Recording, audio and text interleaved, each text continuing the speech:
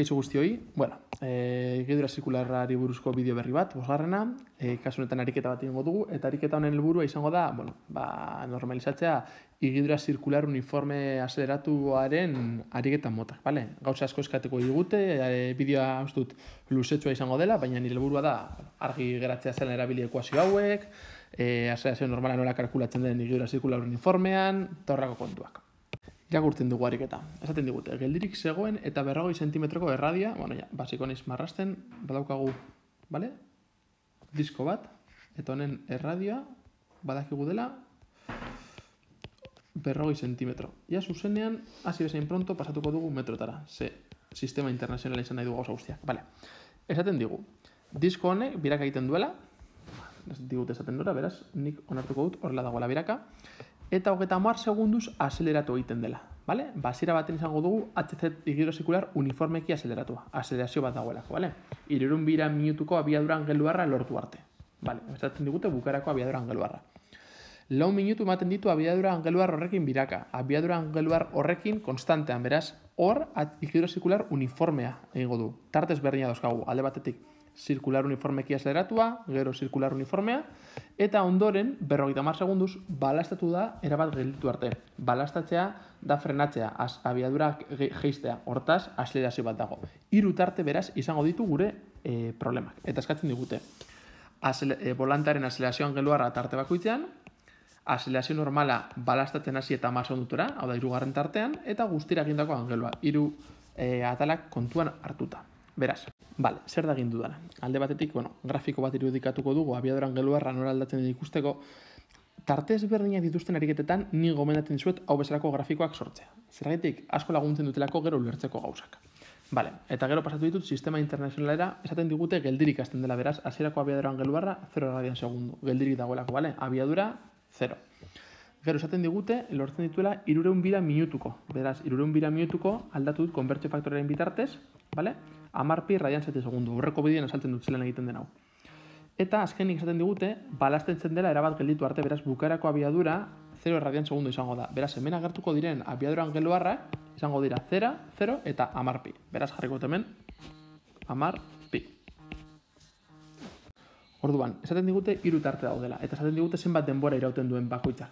Markatuko ditugu hemen behan. Esaten digute lehenengoa izango direla 30 segundu. Ni hemen jarraitut 1 segundu, 200 segundu, 300 segundu, 400 segundu. 1 segundu hauek badira, gutxi gora bera onarte, onarte, gutxi gora bera, Erena baina pizkatxoa gutxiago, hau, izango dugu direla 30 segundu. Eta esaten dugu, 30 segundu horretan ja lortzen duela abiadura maksima hau, omega bat. Beraz, ni badakit egongo dela hemetik puntu bat, guzti horrela, eta hau izango dela gure lehenengo puntua. Jantzen dut hori guztia, ez ekintzeko grafikoa. Orduan, badakigu gure lehenengo puntua gutxi gara dela, hemen egongo dela. Gero esaten digu, egongo direla, 4 minutu zenbat segundu dira. 4 minutu dira, 4 bider irurogei, 240, beraz, 240 gehiago, gutxi gara bera, 270, oza, 240 gehiago 270 segundura luko da. Gutxi gara era, hemetik.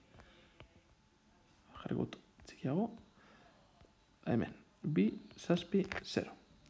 Horrarte heltzen da, eta horrarte egongo da abiadura berdinarekin, beraz, onarte, gutxi gara bera. Eta gara esaten digu, 230 segundu gehiago pasatzen direnean, 270 gehi, 230 dira 320, gutxi gara bera hemetik, hor ja berriz ere ona heltzen dela. Zerotik hasten da, orain egingo dudala da marrak lotzea. Beraz, horrelako zerbait izango da gure kurba, ikusten duzue, hasiera batean asko azeleratzen du, hemengo azelerazio angeluarra handia izango da, gero geratzen da abiadura angeluar konstante batekin, eta gero, txikiagotzen da, baina ez horren askar. Egingo duguna izango da tarte bakoitzeko hasierako eta bukarako abiadura angeluarra jartzea, hemen agertzen diren puntuak, eta baita ere ikutiko dugu zenbaten denbora tarte bakoitza, eta idatziko dugu. Lehenengo tartean, hasierako abiadura angeluarra 0, zerotik hasten delako, eta bukarakoa 10 pi, onarte heltzen delako. Hasierako denbora, t azpi 0 izango da 0 segundu, hemen estan delako tartea, eta bukarako denbora, tarte honetan izango da 30 segundu. Bigarren tartean, hasten da 10 pi radian segunduko abiadura angeluarrekin, eta bukatzen du berdinarekin. Hasierako denbora izango da 30 segundu, eta bukarakoa 270. Eta hirugarrenean, hasten da 10 pirekin, bukatzen du 0rekin, eta egiten duen denbora tartea da 270 segundutik 320 segunduetara. Bale, esaten digute, volantearen azelazioan geluarra tarte bakoitzean, bai? Zein den azelazioan geluarra. Gogoratu, formula hau erabili izakegu. Abiadura izango da, hasierako abiaduran geluarra, gehi azelazioa bider denbora. Igaro den denbora tarte horretan, bale? Orduan, zelan gertuko segun hau? Lehenengo tartean, egingo dut lehenengo tartea eta gero beste biak antzeko moduan lortuko dira, bale? Lehenengo tartean, zein izango da bukarako abiadura, angeluarra. 10 pi, ez da? 10 pi. Hasirakoa, 0. Gehi, alfa ez dakigu, eta zenbat da hemen igaro den denbora? 30 marken 0, 30 segundu, ez da? Guztiagon bar da jarrita sistema internazionalean. Beraz, hau horrela izan da, 10 pi berdin 30 alfa, eta metik lortzen dugu, alfa dela 10 zati 30 pi. Hau da, 1 zati 3 pi radian zati segundu karratu. Eta hau da, alfa lehenengo tartean. Ze gertatzen da bigarren tartean? Abiaduran geluarra konstantea dela, ez dela aldatzen, eta aldatzen ez bada azelazioan geluarra 0 izango da. Ez dugu zer kalkulatu behar, bale? Hau kasunetan, hemen koian, izango genuke HZRU-a. HZRU parkatu. Hemen izango genuke HZRU-a, eta hemen izango genuke HZRU-a. Hiru tarte ezberdinetan. Hirugarren tartean, bukarako abiadura, kasu honetan, dezeleratzen du. Bukarako abiadura izango da 0. Eta hasieran daukana tarte honetan, hasieran dauka 10 eta bukaran dauka 0. Hasten da 10etik 0ra. Beraz, hasierako abiaduran geluarra 10, bukaran 0. Gehi alfa, eta denboran jarri behar dugu tartearen denbora tartea. Ez du jarri behar, ez 270, ez 320. Hoien arteko kenketa. Zenbat denbora pasatu den tarte horretan. Hori da hemen jarri behar dugun denbora hori, bale? Orduan egin duana da hau eskerrera pasatu, negatibo bezala, eta orduan, minus 10 pi berdin 50 alfa, hau behera doa, geratzen zaigu minus 10 per zati 50, eta hau da bukarako emaitza. Zer da ikusi behar duguna? Erdian, azelazioan geluarra nuloa dela, hemen positiboa eta hemen negatiboa, eta ikusten dugu grafikoan, gorantz badoa positiboa. Lerro horizontala bada 0, eta berantz badoa negatiboa. Gainera ikusten dugu, hau dela basati 3 eta hau basati 5. Argia denez, hemengo malda, hemengo azelazioan geluarra handiagoa da honetan baino. Zergaitik, egiten du abiadura aldaketa berdina 30 segundutan, eta hemen 50 segundutan. Beraz, hau izango du modulo handiagoa. Bigarren honetan esaten dugute, kalkulatzea, azelazio normala, balastatzen hasi eta 10 segundutara. Bale, balastatzen hasten da hemen, 270 segundua, gutxi gara ari da eskatzen, hemen zerbait, ezta? Bale, orain kalkulatu dugu. Eta dakigunez, aurreko bideoan esaten dugun bezala, azelazio normala kalkulatzeko jakin behar dugu momentu horretan daukagun abiadura lineala edo momentu horretan daukagun abiadura angeluarra. Nola hemen etengabeari garen lan egiten angeluarrarekin, kalkulatuko dugu zein den gure abiadura angeluarra. Gure helburu izango da hau kalkulatzea. Eta hau daukagunean, une jakin honetan, nola erradioa ezaguna den, zuzenean jakingo dugu zein den azelazio normala. Bale, hirugarren tartean gaude, argi geratu behar da hori, eta da hasi denetik 10 segundu pasatu direnean. Eta abiaduran geluarra izango da, tarte horretako hasierako abiaduran geluarra gehi alfa bidarte, datu guztia dauzkagu, beraz. Izango da hasierako abiaduran geluarra, tarte horretan hasierako abiaduran geluarra 10 pi da, gehi azelazioan geluarra, tarte horretan azelazioan geluarra lehen kalkulatu dugu zela minus basati 5 pi, eta igarotako denbora tarte horretan 10 segundu. Bale, kalkulatu dut. 10 zati 5 ematen du bi, bale, negatiboarekin, 10 pi kendi pi, 8 pi.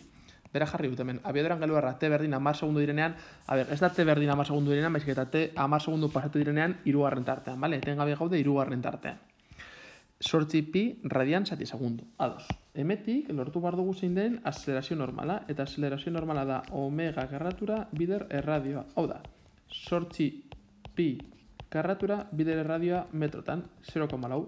Eta honek ematen digu 252,76 metro zati segundu karratu. Gogoratu, gauza angeluarretan beti usten dugula pi. Lehen kalkulatu dugunean azelazio angeluarrak pi utzi dugu. Orain baita ere pi. Baina ja kalkulatzen dugunean azelazio bezalako gauzak eta abiadura linealak etorrelakoak, ja pi hori ez da gertu behar. Beraz, emaitza da, azelazioa une horretan, bai, izango da 252,76. Gauzatxo bakarrik komentatzea. Tarte honetan, hasierako azelazioa normala, 0 izango da, zergaitik, azelazio normala abiadurarekin dago erlazionatuta. Beraz, hasieran 0 da, handitzen denez abiadura angeluarra handituko da azelazio normala, tarte honetan abiadura angeluarra konstantea denez, hau baita ere konstante izango da, eta hemen joango da txikitzen, eta bukaran berriz ere hau 0 denez, hau 0 izango da. Vale, eta bukatzeko eskatzen digute prozesu osoan egindako angelu kantitatea. Goratu hau dela angeluaren ekuazioa igidura zuzen uniformeki azeleratuan. Begiratzen badugu zein den ekuazioa, hau balio izango dugu atal honetan eta baita ere 3. tartean. Baina erdikoan, idatziko dut hemen txikian, goratu behar dugu, kasu honetan, t izango dela tita berdin teta 0 gehi omega t. Ekuazio hauek, dira igidura zuzen uniformea eta igidura zuzen uniformeki azeleratuaren oso antzekoak, baina modu angeluarren adierazita, goratu bideo bat daukat aurretik, zinetan azaltzen dudan zelan egin bar diren. Orduan, bagoaz, datuak sartzen. Lehenengo tartean, egingo ditugun angeluak, izango dira, hasierako angeluak, 0, gehi hasierako abiadura angeluarra, 0 bider t, gehi bat zati bi, alfa, t karratu. Zenbat denbora egon gara lehenengo tarte horretan? 30 segundu, bider, 30 karratura. Eta zein izan da gure alfa? Gure alfa da bat zati iru, pi. Beraz, nola hau 0 den, bagarri da, bat zati bi, alfa, izan dugu pi zati iru dela, eta segundua karratura. Eta honek ematen digu, 150 pi radian, Pentsatu, bi pi radian, bira oso bat badira, 150 pi, gutxi gora bera, 75 bira eman ditugu lehenengo zatietan. Orain, bigarren tartean kalkulatzeko, errazago dena, egindako angeluak izango dira. Hasierako angelua, hau hasten dugu, zenik egingo dena da, tarte bakoitzan konsideratu hasieratik hasten garela, eta gero batzen ditut tirurak. Beste modu batean egin zitegen, baina ni horretan ezin sartuko. Hasieran, 0 daukagula esango dugu, 0. Nire ariketetan beti tita 0 izango da, 0, iaia beti. Gehi, abiadura angeluarra direla 10 pi, bider denbora, zenbat denbora egon gara kasu honetan, egon gara 240 segundu guztira. Honek ematen du, erraten zua naiz, 2400 pi radian. Hau da, bigarren tartean egin duguna. Beste modu bat egin daiteke, zeinetan t denbora ezberdina den, tal, eta badoaz akumulatzen. Ni egiten dut tarte bakoitzan atzeratzen duguna, eta gero 3 gehitu. Eta 3. erabilik behar dugu hasierako formula berdina. Angelua. Hasierako abiadura angeluarra, kasu honetan ez da 0 hemen bezala, baizik eta 10 pi. Beraz hemen, hasierako abiadura angeluarra 10 pi. Eta hori biderkatu behar dugu denborarekin. Zenbat denbora egongo da tarte honetan? 50 segundu. Hemen 50 jartzen dugu. Gehi bat zati bi, alfa. Hemen atera dugu alfa zela negatiboa, minus bat zati bost pi. Eta ondoren denbora, tarte honen denbora, karratura, bider 50. Eta hau egiten baduzue, eman behar dizue, 10 pi bider 50 ematen du 500 pi. Gero, bat zati bi bider minus bat zati bost bider 50 karratura ematen du minus 250. Hau ematen du 250 pi. Beraz, 3. tarte honetan egindako angelua hori da. Eta nik orain egingo duena da, angelu totala izango da lehenengo angelua, gehi bigarren angelua, gehi 3. angelua. Izango da 250. Gehi 2400, gehi 250. Eta honek ematen du 2800 pi radian. Kontu zen, hemen pi falta zait, hemen pi falta zait, eta hemen pi. Eta hau da gure azkenengo maitza 2800 pi. Gogoratu, diskoaren bira bat direla 2 pi. Beraz honek esan nahi du, eman dituela 1400 bira guztira, prozesu guztia bukatu aurretik. Bideoa gustatu bazaizue edo hau bezalako bideo gehiago egiten nahi baduzue, sakatu fizikaziko ikurra eta eskatu, eta baita ere Twitter bidez egin dezakezue fizikazi kontua. Eskerrik asko eta agur.